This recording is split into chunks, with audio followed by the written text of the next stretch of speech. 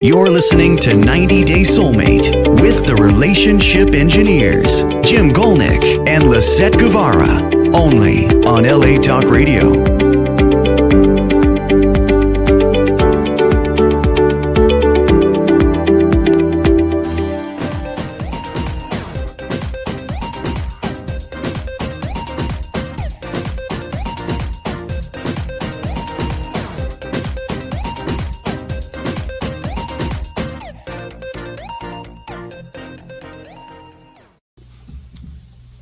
Welcome to 90 Day Soulmate with Lisett and Jim. Today we're talking about generational personality disorder, tension throughout the ages.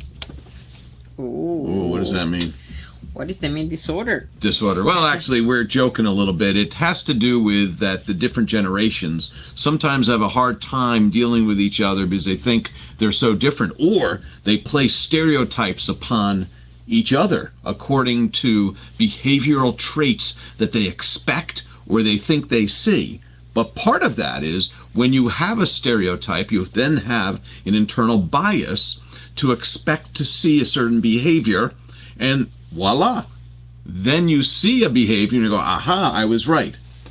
But you ignore all the other behavior that doesn't fit that bias. Yeah, maybe we can talk about we versus they. We, they do this, they do that. But we want to look at two things, or a couple of things. But one is generational differences, personality differences, how people act, is it a real thing? Is it actually that baby boomers and Gen X and Gen Z and Alpha and what's the other one called? The builders, are they all different? Are they all different? So we're going to define who they are, what they are, and we're going to kind of give a little bit of background and maybe stereotypes. Also, where do they come from? What's their history? What did they live as they grew up? And does that contribute to the experience that give them each a unique perspective that may be very valuable when you figure out how to communicate and how to talk to each other and how to work together? Yeah, I guess that the interesting point today in the show is how this kind of generation fixing in the society work. Right. Mm-hmm. So what am I? I'm looking at this sheet. This is from McCrindle. He did a lot of research with others on generations, and he has a chart called Generations Defined. We're going to use a little bit of his work and others as we discuss things today. But he talks about the builders, which are from 1925 to 1945, the baby boomers, Gen X, Generation Y, Gen Z, and then in new research presents Alpha, the Alpha. 2010, 2014, until today, which really haven't entered the workforce. So we'll talk about them, but if they're in your workforce, they're child labor, and they probably shouldn't be there. Okay. Maybe it's good that people know what is the age of the year between. I will. That's our next slide. But I'm not going there yet because I wanted to explain something. That's why I got the chart up. I am considered right on the cusp of baby boomer and Gen X, which from there you can probably tell my age, but I'm right there at that middle part. And part of the stereotype of my generation is that we don't know technology. But yet, I was brought up in the infancy of computer, and somebody maybe a few years older than I was missed that in school. But I was brought up right in technology, and so my life has been around technology. It's been in building computers and electronics, and as you know now, I'm a gadget freak. So individually, we're all different. We may have a stereotype associated with us or the people who grew up with us, but we can be uniquely different. Yeah. Is that right? Yeah. So let's go into this first slide here. Here are the generations. The greatest generation, because they're the fantastic people, the greatest. They kind of helped create the foundation of the country as it is today, was born in 1901 to 1924. It's a range, and why these ranges are about 20, 25 years is typically that is a 20-year time span where people go from being a baby to being old enough to have kids. Mm-hmm. So it's like every 20, 25 years, there's another generation. What is interesting is that in many generations, it was about 20 years before people started having children. And then more recently, the age went from the average of 25 years before having children to 31.2, something like that. Did you know that? No, that's interesting. Yeah. So people are waiting a little bit later in life to have kids, or maybe what it is happening is it's actually spreading out. So some are still having children at 20, 21, but then others are waiting till 30, 35 years old to have children, which is now spreading out these generations. So instead of being 20-year, 25-year generations, they may start to become 30-year generations. Yeah. And then all those celebrities having children in their 70s. Oh, that's going to mess everything up. You see the guy, what is it? They have 80 and have other child. Oh, no. Yeah. So we're going to have like Generation Hollywood or something. Yeah, It's going to be Generation H. When your parents are 3-4 generations removed from you and you're born in Hollywood and you've got lots of money, that's going to really mess up a generation. Maybe. Maybe they'll be the greatest of all time generations. Yeah. Or they'll make films about themselves and how they're the best. What do you think? Perfect. Yeah. Okay, let's go back to this. So like number 2 here, the silent generation. Oh, sorry. The silent generation, born in 1925 to 1945. In 1940s, I guess, was where wars were starting to happen there. Baby boomers, actually there are other wars in there we'll talk about. Baby boomer, 1946 to 1964. Generation X was born between 1965 and 1979. That's a 24-year span. Then millennials were born in 1980 to 1994. Generation Z, born in 1995 to 2012. Alpha, born in 2013 to 2025. Well, they're not yet born, some of those alphas, I guess, huh? It's in process. So what's interesting about this whole thing or concept here is that these are at least how the generations are defined. There are certain stereotypes about the groups in those generations. There is overlap in those generations, and there's not a complete agreement that where one starts and where one ends is really the time frame. But this is just, and again, this is just categorizing so we can talk about people. Mm-hmm. Yeah, So- some way to see. I explained to you that how in one moment of the society somebody born and how it's impact to the society. How the society impacts them too. So how they Exactly. impact the society and how Yeah. society impacts them based upon the technology, the communication, socially acceptable behavior. Things change over time, and when you're born in a certain group, how you interact, whether you're into, we're really into team sports, we're really into national pride, we're really into freedom of expression, we're really into that those things move back and forth, and in those varying manners change how people are and act. Let's go on with this. So we talked about the silent baby boomers, Generation X, millennials, Z. X. You're X? Yeah. Well, fine. I have a couple of X's, so now you're Gen X? Oh no, I have another X. Let's see what's next on our list here. So the company that I grabbed a few of the infographics from in order for us to study up on, one of them was a company called McCrindle Research, Mark McCrindle. This is a shout out to him and his group, as well as the other people that he's worked with. They've done a great job in focusing on this. They talk about the background of people. He's out of Australia, so some of the information we had to look at is okay, how do we apply that to, for us, the United States?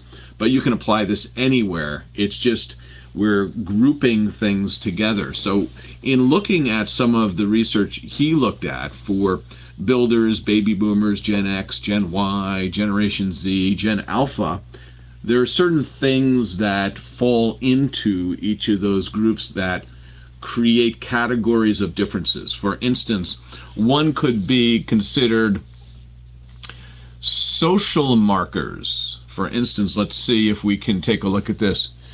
These are things that have happened in their lifetime that impacted them. And I wish I had the printout of this, would make it a little bit easier to look at. But in any case, there is like World War II happened for the builders. This isn't the greatest generation. We're into the builders. The builders being those 1925, 1945, who today would be in their 80s. These are people that are potentially out of the workforce, right? And there are very few of them left. It's slowing down the amount that are there. The COVID take up many. This guy. That could be. So the other generation there, the greatest of all time, seems to be out of the running for not only not many left. That would be very few left, but even the builders, very few are then in the workforce. But in any case, they went through World War II. So they have a unique experience of living through that war. Baby boomers, my age, well, kind of, had a different set of things that have gone on. So for them, the moon landing, oh, that's right, the moon landing happened when the baby boomers, many of them were in school.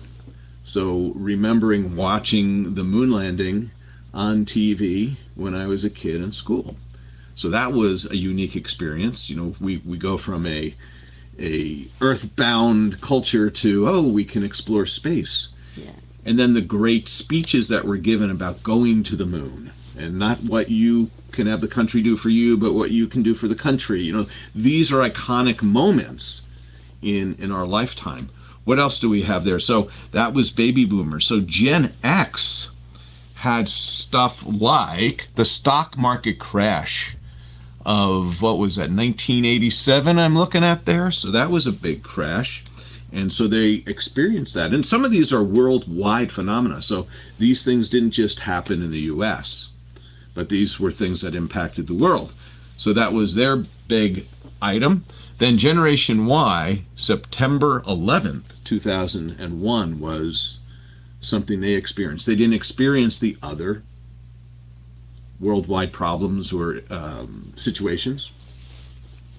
But September 11th, 2001 impacted Generation Y. Generation Y, again, being the 1980-1994.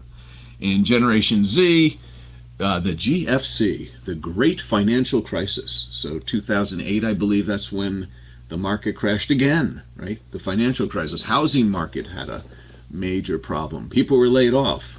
I know people who lost their job. But that was something that around the world, not only here in the United States, but Australia and other countries, when one economy is affected that much, the others are as well. Have impact. We're all tied together through the International Money Fund and other things. And then finally, Generation Alpha, which is not in the workforce yet, and we've experienced these same things, but their biggest experience has been COVID. Yeah. COVID-19. So again, all the other generations experienced all these, but the newer generations didn't experience the ones in the past. And those are things that have maybe contoured and tailored how we act, how we perceive things, how we're connected or not connected. Mm-hmm. I think I remember, this is a show coming up after September 11th or 9/11, and I remember the day after 9/11 back in 2001, where on the 12th, everybody was flying American flags, driving around, waving at each other. There was this connection to people you didn't even know. It was something so tragic and dramatic like that could connect people. And for a generation that may not have had that type of experience, or going back further, if you hadn't been in World War, you hadn't had maybe the fear, the sadness, the potential for loss, where when you get back together as a community, it builds a tight network of people. And instead of fighting with each other, you at least come together for a little while. Yeah. Yeah. So it's when we have a common enemy, whatever that is. People is right. Together. COVID has done that too. COVID was a common enemy for people. So that was a similar moment in time. Society. Yeah. When we come back, we're going to talk about more differences that the different generations experience, and then we're going to talk about some of the stereotypes of those generations and to see if they're actually real and whether they're not. Maybe there's some strengths because of the differences, strengths and differences. Yeah, and also how we can learn to handle that. We will look when we come back on 90 Day Soulmate with Lisett and Jim. We're here at Inglenook at Francis Ford Coppola's new winery. Well, they've had it for a few years, but this is his library. Books that he has read over the years that have accumulated in his knowledge and his ability to come up with amazing storylines, beautiful video edits, creativity of films unlike anyone else. Let's take a look at one of the books in his library. Here we have 90 Day Soulmate, How to Find Your Perfect Match in 90 Days by Lisett Guevara and James Golnick, actually Jim Golnick. Tired of attracting the wrong type of guy, it was time to give something else a try. She got her computer and started to plan and created a process to find her man. Soon she went on a perfect date. And then she knew it must be fate. In just 90 days, that is all it took. How she found her match? It is in the book. 90 Days Soulmate is brought to you by 90 Day Solutions. Welcome back to 90 Day Baby Boomer with Gen X star Lisett. And Baby Boom Jim. Somewhere like that, who knows. In any case, we were talking about the different generations and what they experience. Let's talk about a couple of different things. We're going to talk about automobiles. We're going to talk about maybe pastimes or fads. And we're going to talk about music, because these are entertainment and things that impact and affect groups. Mm-hmm. So let's talk about vehicles, first of all. This I found kind of interesting, because if you go back to the builders, and that goes to prior to baby boomers, these are the eldest people in our society today, mostly. The Model T was actually around back then. They experienced the Model T, the first mass-produced cars in the United States. That was, technology. They had to trade in the horse for four wheels, if they could. So they experienced that, and that had to be a big change. Then you look at baby boomers and some of the big things baby boomers. I remember the Ford Mustang was an iconic car. Maybe the Chevy Camaro later on, but the Ford Mustang was a big U.S. car that a lot of people looked at. You look at Generation X, and I'm hearing that the not the Chevy Camaro, but the Chevy SS, there's the cars with power came out for a little while. Then Generation Y, the Toyota Prius was the Generation Y's. They saw that car being developed. What else do we have there? This was interesting. Generation Z, Tesla. Tesla became the big, new things as far as technology, cars, the progress of how cars have changed over time.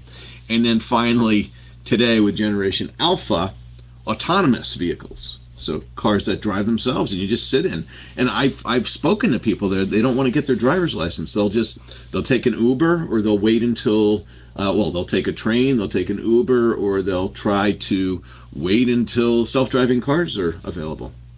Yeah. Which as an elder, I can't understand not having the freedom to just get in and go where you want. Different society. It's different. And they may not understand why I want to affect the greenhouse gases that much by driving my fossil fuel car, or even my electric car. Why would you want to do that? Why do you want to own it also? Like, why do you want to own things? I like this question for yourself. Stay tuned on the end of 90 Days Soulmate. We the cut, day after. Yeah. We'll cut this part. No, we never cut any parts. What's next? How about things that were different? And here's one. So we're going to talk about activities that people did, or this isn't transportation, but roller skates. Roller skates were really big for the builders. So that was like the thing to do. Roller skates came out, wheels on top of shoes, not on top, underneath. On top it'd be kind of hard to roller skate. Okay, but how these changes impact the emotion and communication in the society? Well, here I'm going to do this. So it would be, so roller skates, now it's an outdoor activity. It's an activity where you can do with friends. It takes a physical amount of agility, balance, and something where you're out in the environment, or maybe now you're going to a roller rink. That's this place for people to gather. And let's continue on. So then the baby boomers, the frisbee became big. So when we were kids, the frisbee, everyone played frisbee. And so that was outdoor, you're playing the frisbee. It's a very simple thing. You're throwing it, and they were all over the place. They had frisbee tournaments, they had, people doing trick throws with frisbees, all that. Next, do you remember the Rubik's Cube? Of course, I have one. So everyone had one, or at least a lot of people did, but what was different about that? It's just yourself, play with somebody, so you are more independent game for yourself. Yeah. So it's the type of game impacted how it was played, impacted your interaction with other people. So the Rubik's Cube. Then Generation Y, the BMX bike, those little bikes with the nubby tires and kids jumping and doing stuff and riding through yards. And but again, right? Go back to physical effort versus the Rubik's Cube, more mental. Yeah. So again, a little bit more physical effort. After that, the Generation Z had the scooter, the little scooter, the folding scooter, the portable scooter. People would carry them with them, open them up, and go places. We see those in airports today, where they have kids are using them, but that came around for that. And then finally now, the little fidget gadgets, those little things where people spin, you've seen spinners. You've seen these things where someone has a little bit of anxiety, so they have a spinner, and it gives them something to physically do while they're in class. So that was the iconic thing of Alpha, Generation Alpha. But that's what they saw developed. Other generations use it. Okay. But the point is that this is now, and a lot of people use it. Was it something needed and developed because of that? And is there something else going on where now something like that was helpful to people, to reduce anxiety? And we get into music, or how people listened to music. Not the boomers, but the builders were listening to records. So the only way they would be able to play a record is, the vinyl, put a needle in and let it go. And it was pre-printed vinyl. It was very physically involved. You had to take care of the record. You had to clean it. You had to put new needle in. That's what I heard. After that, the baby boomers had the cassette tapes. And cassette tapes, I remember, you see, and you remember, if you were around then, you remember rewinding cassette tapes with a pencil, because sometimes they'd get unwound, but it gave you the freedom of recording what you wanted to record. So you had these recorders that were mostly mono, right? They weren't even stereo, and you just hit record, and you could create your own personal tape. There's a lot of, I can do this for myself, I can do this. After that, the nice thing about the cassette tape was the Walkman. You could wear, oh my gosh, I remember in high school having that tape player and those little headsets, and you go to a track meet and you'd be listening to something, and you could share tapes with friends, but it was your portable music. You could now take your music with you, which you couldn't do with a record player. The iPod came out afterwards, so again, portable music. Now moving into more of a digital age, right? Because a lot of that stuff was put on MP3s and put on there. Then we had Spotify, so you didn't even need to do anything yourself. You could just create your unique playlist. I guess you could do a playlist, but you could pick your own stations you wanted to listen to on Spotify. And then today, what's that last one there? Smart speakers, where you take your phone and you just say, what do you want to play on your smart speaker, and you let it play. So those things are just different ways we interact with the media, with music, with entertainment.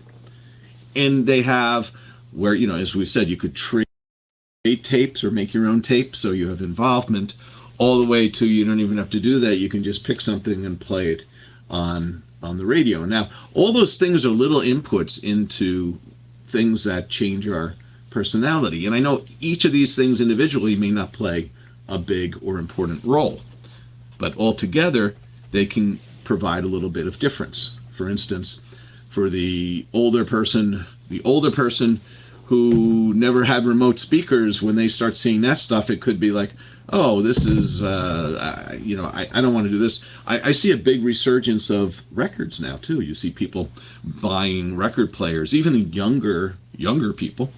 They like the records because I think there's a uniqueness to them. Yeah.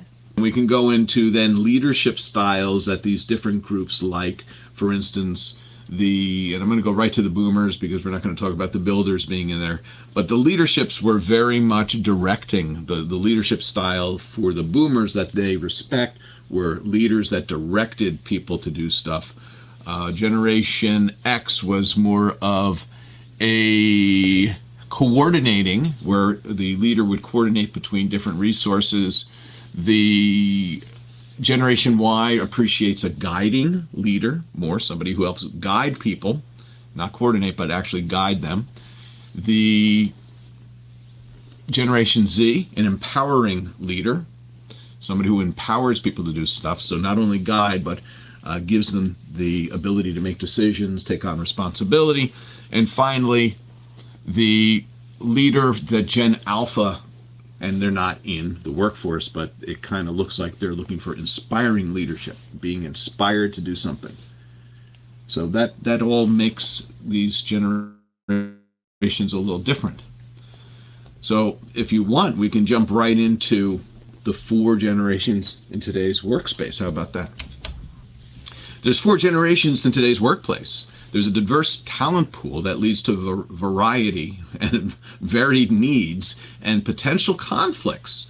Leadership must create an inclusive environment. So if you just heard those ways people like different leadership, now you've got leadership that has to deal with all these different generations that have different views on how they want a leader, how they respond. Yeah. That's tough. Yeah, it's difficult. So just get rid of 3 out of the 4 generations and focus on the one you want to keep.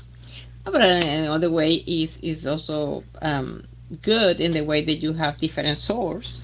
You have a new idea, old idea. So the balance, we're talking about the difference sometimes is good for the society. Like the show that we talked last week. Yeah.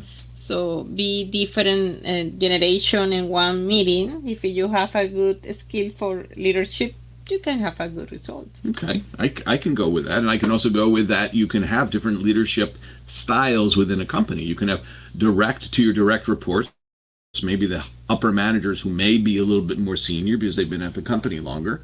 And then they may have to be more inclusive, coordinating, and inspiring to the people they work with. So you can have the leadership styles change as you have different levels within the organization. Yeah.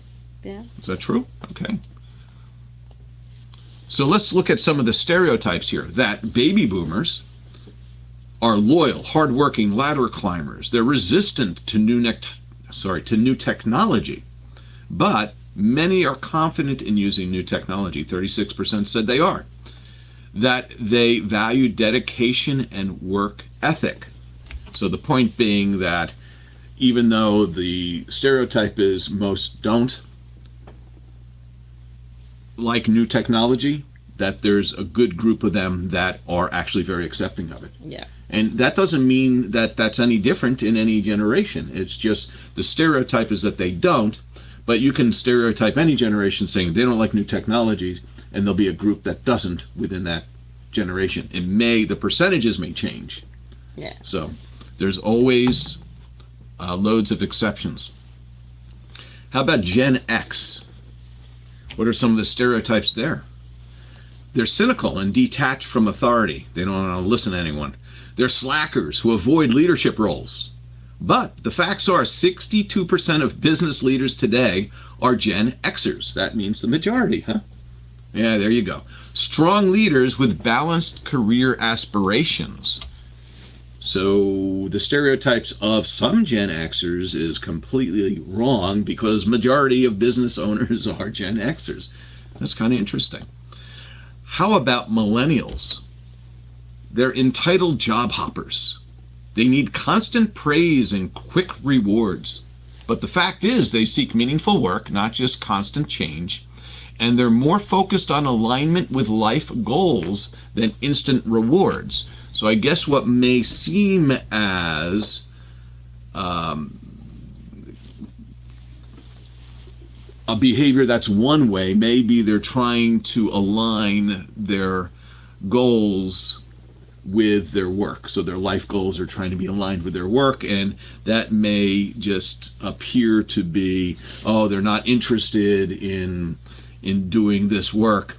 They may want to see how it aligns with their life, whereas maybe a different person feels differently. But I think if you say generally speaking, people would love to do work that aligns with their life goals.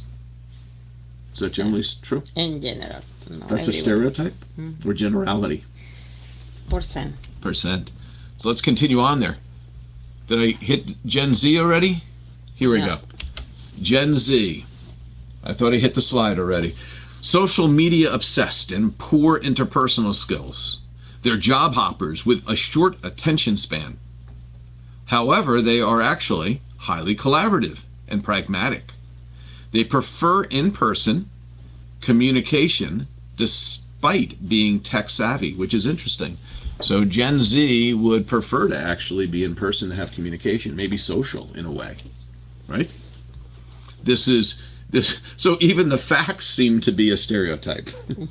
I don't know. So what can you believe? I think the point is that for every stereotype, there is a counter. Like there are people of that, quote, group that actually prefer the opposite of what the stereotype is. And this is just meaning that people are diverse. They're diverse in their diversity. They can't be stereotyped. Everyone's an individual. Yeah. And as individuals, we have to see how can we interact and react with individuals. I think, and we talked about this at the beginning. Oh, we'll come back. We'll actually talk about this as soon as we're back with 90 Day Soulmate with Lisett. And Jim. We're here at Inglenook at Francis Ford Coppola's new winery. Well, they've had it for a few years, but this is his library, books that he has read over the years that have accumulated in his knowledge and his ability to come up with amazing storylines, beautiful video edits, creativity of films unlike anyone else. Let's take a look at one of the books in his library. Here we have 90 Day Soulmate, How to Find Your Perfect Match in 90 Days by Lisett Guevara and James Golnick, actually Jim Golnick. Tired of attracting the wrong type of guy, it was time to give something else a try. She got her computer and started to plan and created a process to find her man. Soon she went on a perfect date. And then she knew it must be fate. In just 90 days, that is all it took. How she found her match? It is in the book. 90 Days Soulmate is brought to you by 90 Days Solutions. Welcome back to 90 Days Soulmate with Lisett. And Jim. Today we're talking about the generations, the various generations, and how they're seen as having issues with each other, and they're seen as stereotypes. And what we're finding out is that really they just need better communication between them. So let's go to something that we wanted to talk about. Aging versus generational differences. Is that many of the generational differences reflect actual natural changes with aging. Priorities may shift with life stages, from career ambition to work-life balance. Tech savviness and adaptability evolve with time, not just with generation. So somebody may, really want to learn technology, and someone else might say, you know what, I no longer feel aligned with that. I really don't want to spend the time to do that. I'd rather do this. So what can be seen as a negative drawback from technology could actually just be, you know what, I don't want to be bothered with that. I'd rather do this instead. And that can be at any age. You know, I know that there's a lot of people within companies that are really good with technology and others that just aren't as good. So, you know, you figure out what's the best role. Mm-hmm.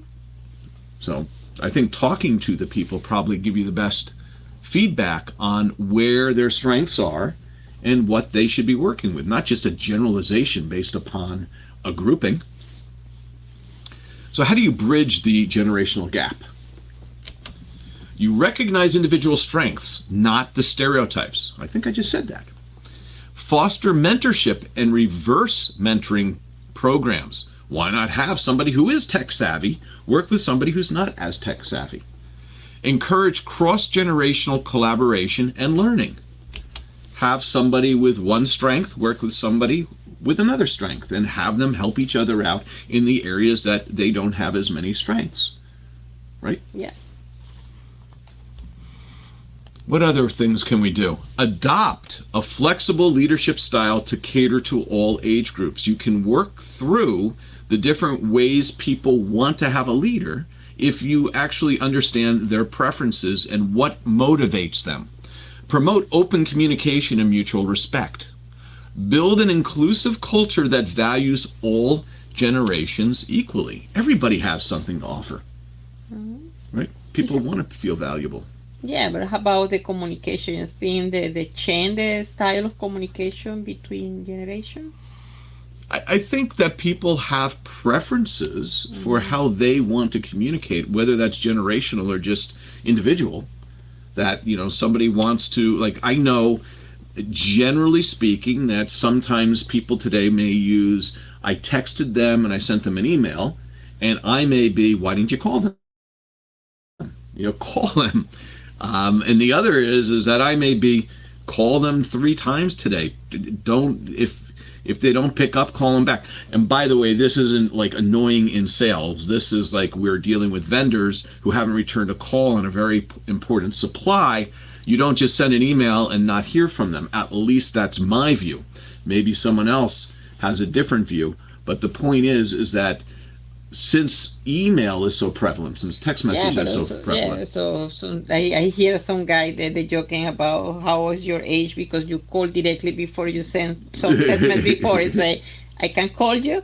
Yeah. So that is the brand. True too. Yeah. Are you around for me to call you?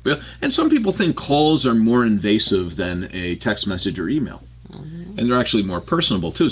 Or personable, both. And so you know that when you get on the phone, it's going to take a little while, and they have to talk to you then, where if you send an email or text message, they can do it when it's convenient for them to do it. So you can balance both of those, what makes sense. In an urgent situation, you may not be able to wait for an email to be responded to. You might have to find that person now. Mm-hmm. In a non-urgent situation, maybe it's better to get a lot of emails and text messages to many people rather than not connecting via phone. So maybe both are important. Finally, here are some tips for working with a diverse workforce. Leverage generational strengths. Look at the tech-savvy Gen Z, leadership-oriented Gen X, etc. If there are actually strengths, leverage them together. Tip 2, encourage intergenerational knowledge sharing and mentorship. Tip 3, promote flexibility in communication styles, in personal, digital, etc. And tip 4, create opportunities for collaboration that transcend age barriers. Look at the different generations and the diversity of those groups to give strength to your organization. 90 Days Soulmate is brought to you by 90 Days Solutions. The action antidote to anxiety, where action and anxiety can't exist in the same place at the same time. The action antidote to anxiety. We're going to go through the 5-step process of the action antidote. Step 1, do we want to talk about slide 1? Here's slide 1, actually. So today, we're going to discover a practical approach to solve many of these situations and challenges. The problem with thought. Most of our problems come from thinking. Overthinking, underthinking, wrong thinking, biased thinking, future thinking, past thinking, present thinking, right?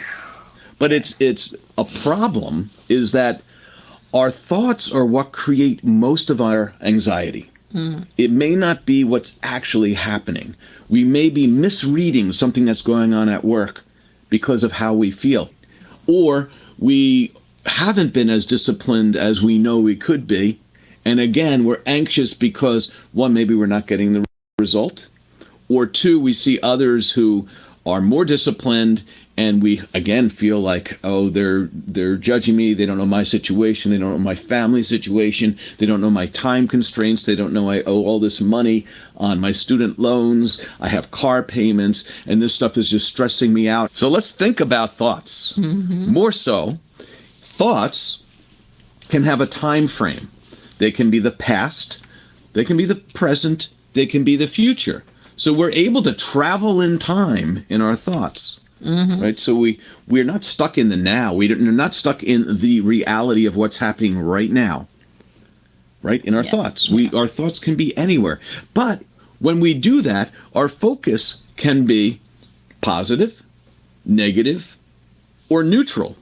So when we look at the future, look at the past, look at the present, we can be looking at it positively, negatively, or neutral. Right, so we make judgments. And a lot of times we can project, right? We project something rather than create an expectation that may be positive. We may project something negative that's going to happen. Some people maybe is so positive, or some people is so negative, you know what I mean? Sure. And the unbalance can be neutral to see objective something. So let's talk about two personality traits and how they impact thought. Conscientiousness and neuroticism. That with conscientiousness, we can feel we're responsible. We're responsible for what happened in the past. We're responsible for what's going to happen in the future. And we're responsible for what we are doing right now. Now, going back to neuroticism, that is where we're worrying and we're anxious and we're frozen. That when we are really neurotic, when we're very emotional about worry, we're worried about what's going to happen in the future, we can freeze. In the chemical way, when you are worried for something, you create some chemical in your body, and we're talking about when your I don't remember the name, but the chemical they activate when you are scared. Okay. And then if in the past you're scared, you run in because make energy and you escape. But we are right now in the life that you are scared in the office. And you're not running, and then you start to accumulate all these. So you live in an adrenaline society. Like you're scared, so you have adrenaline in you, and it's creating nervousness. And the adrenaline starts your heart to beat more rapidly. It can create bad health situations. Situation because you have a long term in this scared. So when you go to eat and you have adrenaline, your stomach doesn't want to digest the food, so you don't feel good. It may change your body chemistry. So being in fear is not good. Not healthy. Not healthy. And people don't know maybe it's in fear because sometimes it's a soft fear. That you don't want to use your job, that you don't want to use your relationship, that you don't want to lose that your kid is growing well or bad. So you are this all worrying in your mind and create your own problem. And then you can create not only can't I do anything about it, like I feel I'm a victim and I can't, but now you're frozen because you think maybe you don't know enough to do something about it. You don't have the time. You're stretched in so many different directions. Conscientiousness can help us deal with anxiety. That if you are present, be present in today, where you are, who you're with, be connected to those people, be connected to groups, be connected to organizations, be connected to your friends, your intimate partner. See, hear, touch, taste, and smell. Meaning, when you're connected to those things around you, focused on the now, it's hard to be worried about the future. In fact, when you start to, what is it called? When you start to smell the roses, there's a real impact. We can make change right now that affects the future, which we're going to talk about in a little bit as well. And also the brain is other muscle that you need to train. Like you train your arm, you train your leg. You can train your muscle brain.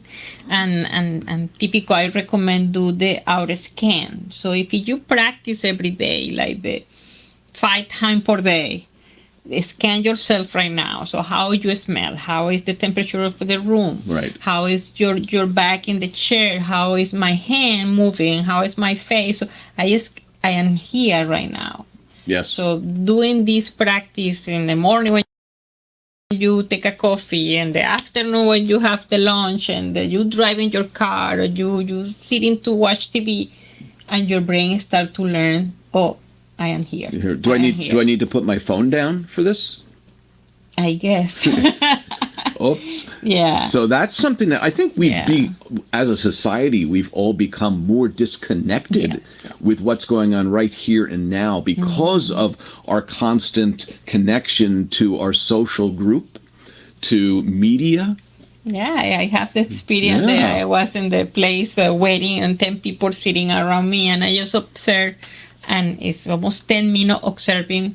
10 people in the same room, and none of them connected to anybody in that room. Nobody watching the face with anybody. Everybody's with the phone in the hand. And I said, wow. It's like the family who goes out to dinner, and all the kids are there at the table, and the husband and the wife or the partners, and no one's talking to each other. In fact... And your brain starts to training like that. So when you remove that, you feel anxious. Oh my God, I disconnect. So this is calm yourself because you have these. Yeah, so it's a habit, huh? It's a habit. Yeah. It's like cigarettes. Mm-hmm. It's the mental addiction, like a cigarette would be, both chemical and mental. Yeah. Well, the phone has become... Addiction. Yeah. Don't worry, though. It's not that bad. Or is it? Mm-hmm. Who knows? One other thing that we had on here was... You cannot both be worried about the future and intensely aware of the present. Does that make sense? Mm-hmm. That you can't both be worried about the future and intensely aware of the present. That if you're focused on the present and everything that's going on, it removes the worry of the future. Yeah. It's like distraction. Yeah. But it's called a positive distraction. Distract yourself into things that are good for you. And we have to learn to do that. Yeah. But it's going from the frozen to going, you know what? This is when you become brave. This is like the definition of being brave, is that you're going to act despite that you may have anxiety or fear. You're going to do it. And the more you do it, the more that self-efficacy kicks in. You feel, hey, I can do this. And you build. And this is what you're built for. You as an organism, we as organisms, we're built to grow. I can be worried about this, or I can go, how do I do something different to try to do something now, because I only have control of now, to get a different result. The difference between action and thought. Thought gets us in trouble. Right?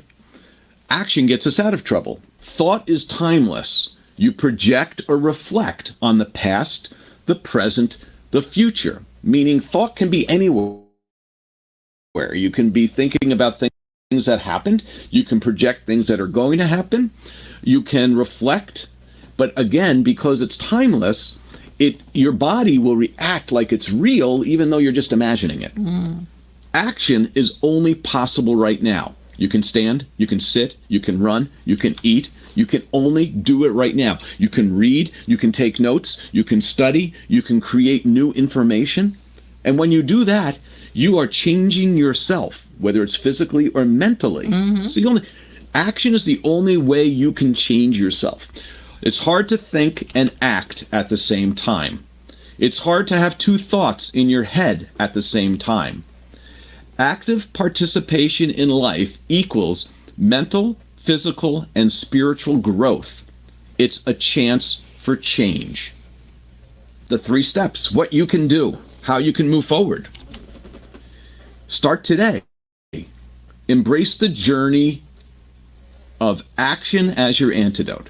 Connect. As part of this action, engage with a supportive community or therapist to maximize your journey. The more you connect with like-minded individuals, the more you will be distracted and grow happily in the direction you want. Consistency. We talked about discipline. Remember, consistent action not only reduces anxiety, but also builds a foundation for a fulfilled life. Thank you for listening to us on our actionable show, Action, the Antidote to Anxiety. I'm really excited about this. This was something that was fun, huh? Yes, It was more fun. energy. We learned. We hope you learned, and have yourself a great week. You're listening to 90 Day Soulmate with the Relationship Engineers, Jim Golnick and Lisett Guevara, only on LA Talk Radio.